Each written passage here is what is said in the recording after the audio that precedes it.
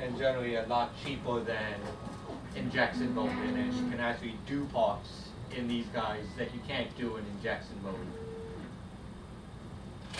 GE is actually using these guys to mass produce airplane parts. They bought a company that did SLS printing. They bought the company and have them on full time just making airplane parts. I think an intake valve or something. Some type, just a nice intake valve. They're starting, I think they already started producing them. They're hoping to get that up and running, mass producing parts. Not a big part, just a tiny part, but I think it's already actually in airplanes. And some of the 3D printers, they have an airfoil that used to be 3 parts. Used to be a bottom piece, a top piece, and an inside, like an inside fin type thing to separate the air cones. Used to be 3 parts, injection molded. You used to have to use screws and nuts to weld to put the parts together. They started making those in the 3D printers out of nylon. Same strength as a injection mold, one solid piece. You just take it, slip it right in. You don't have to screw it together and put it in, which actually made it a little bit stronger because you didn't have to have the screw threads going in and then over tighten them and crack stuff. So it's one solid piece, slip it right in. That's been in planes and testing for quite a while. You can tell a noise difference already.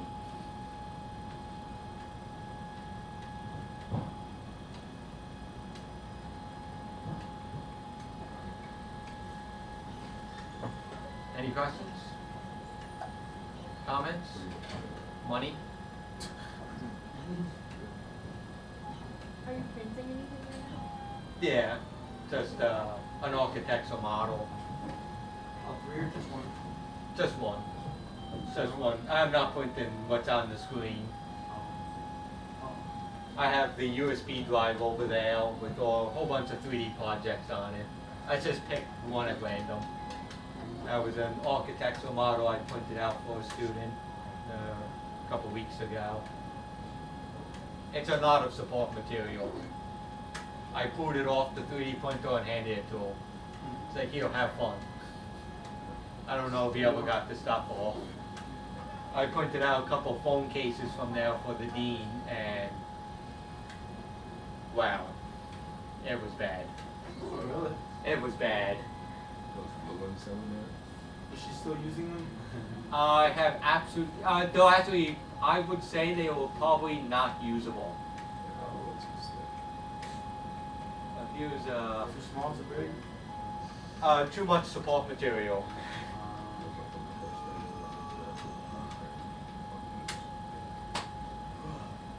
This is the Form 1 in Clio.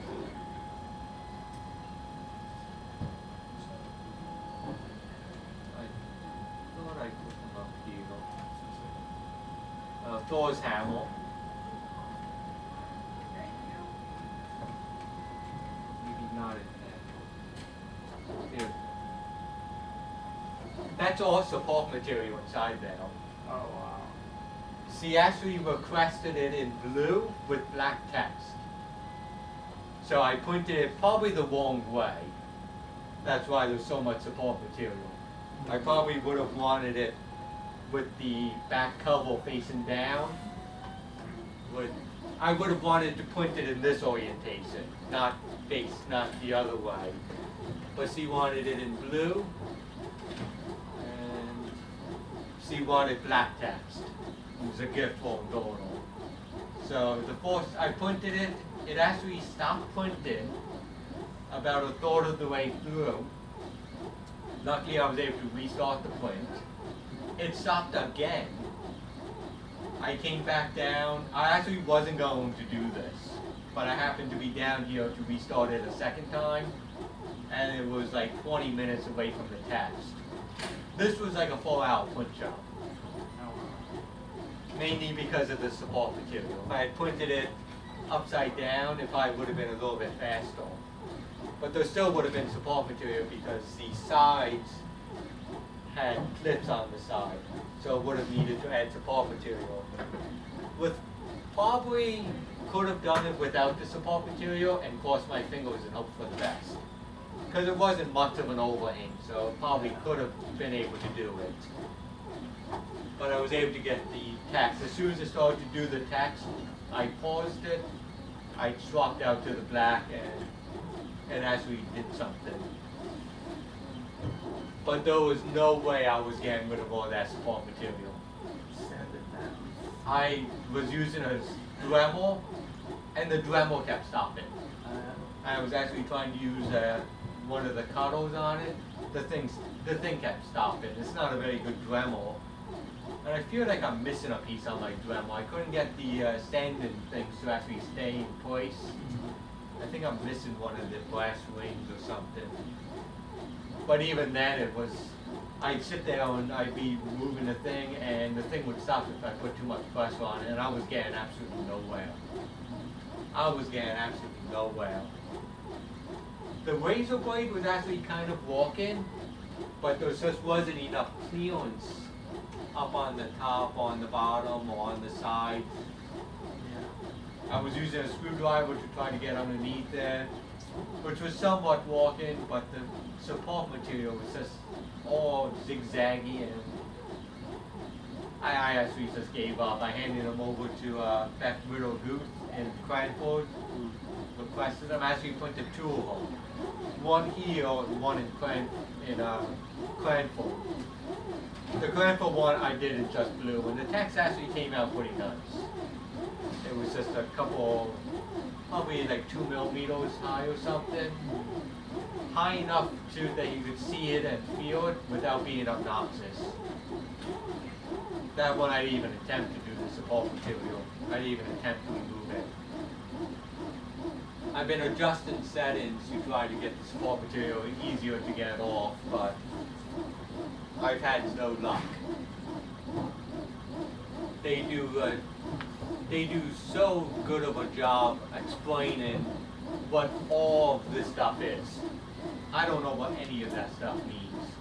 I've changed a couple of the things and I've come out with no support material. It's just, there's been no support material coming out, and it's like, well, this is the piece of office. There's nothing on YouTube or Huh? is there anything on YouTube or There was probably stuff on YouTube. In the beginning, they did not have this screen. You had to go into a text file and adjust stuff. And they used to have a wiki page on the MakerBot site that would explain what some of the stuff was, but it was not very good. I'll call him back. That's Professor Campbell, probably giving me some bad news. But if you can figure out what any of this stuff means and actually get something that's easy to remove, let me know. I tend to mess with the stuff, but I'm generally not around often enough to use this guy. So it's kind of been slow going, especially when you have to spend 2 hours printing something. And when you don't have any time, classes are going on in Cranford, this room is down here, I'm upstairs, there's a class down here, as you can see. The big thing that seems to be that you want to change are these two guys. Support to model spacing, but it's very cryptic in what it means. Distance between supports and a printed object in a horizontal plane. Is it, because the supports are made vertical, is it the distance like this? Is it the distance like this, It's support margin, I kind of can figure is the spacing from the edge to where the model is actually going to be. maybe it could be tested by just adjusting the number down and just Yeah. simple shapes, circles, triangles. They do, in the infill, they do have an infill pattern. So you can change what that is, how strong it is. You can actually make the infill look like a sock or a cat. Why? I have no idea. But they do have like a diamond fast pattern to speed up the plate. It's not very strong, but if you need something done fast, you can get it done. And you can change the height of it, like I have this guy set. Generally the default is 0.2 millimeters, and you can go down. This has the infill set to 0.40, so it makes the infill twice as thick. So you don't have to actually do as much infill. You'll actually do 2 layers to every 1 infill. So you can speed it up a little bit.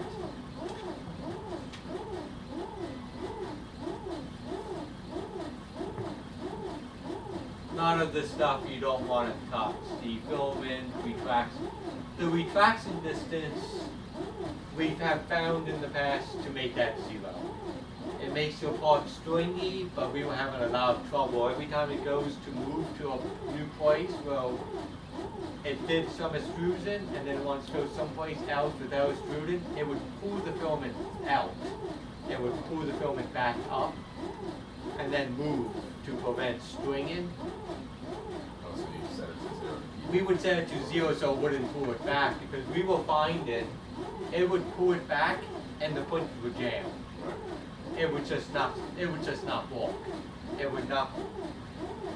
They supposedly have fixed that problem in the new smart extruder. It was a very small heating element, and it would actually pull it out to the point where it would pop out the heating element, or hit a cold spot in the heating element, try to push it back through, not be able to get into the heating element to melt it.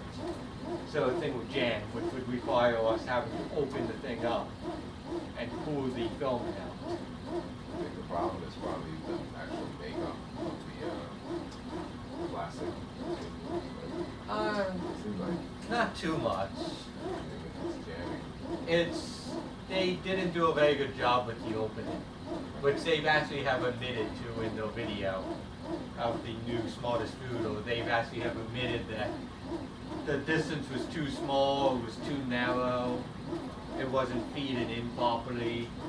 So they've actually have made it bigger, they've widened it at one part so it feeds in a little bit easier and it stays harder. There was actually a cold spot in there. So when if it hits that cold spot, it just dies. It will not heat up at all. So it's kind of a bad design.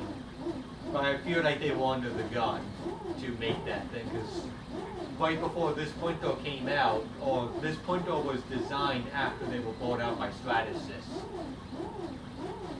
They wanted to make it easier to use with the Smart Extruder.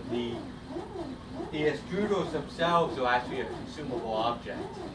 They're only good for so many print jobs, so many hours. It's a lot of hours, but it goes bad, so you have to buy a new one. So they wanted to make it easy to sell new extruders.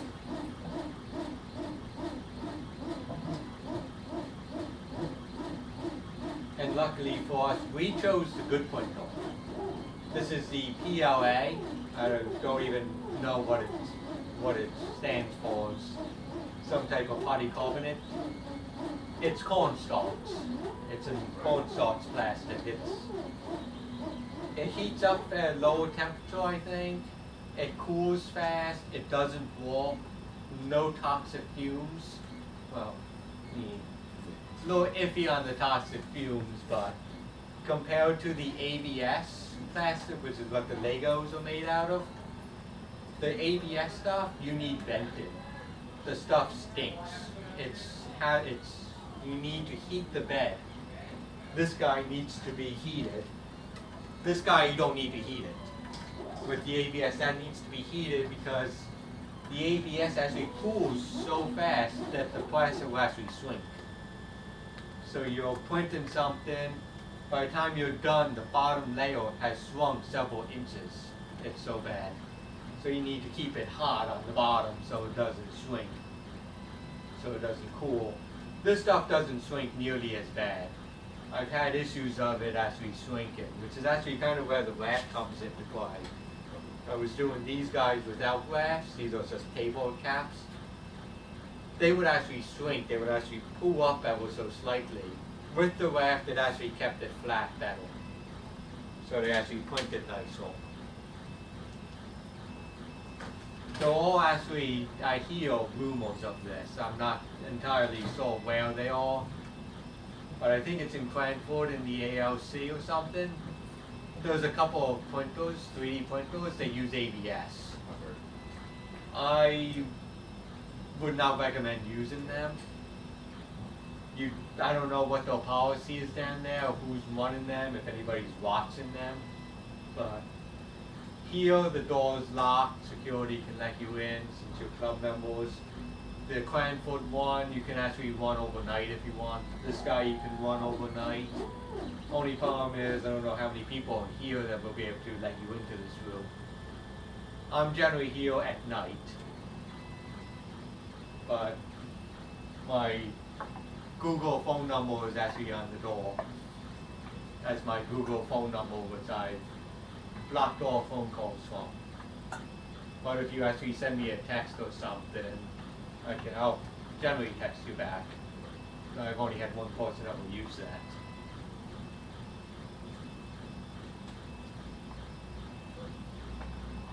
Am I done?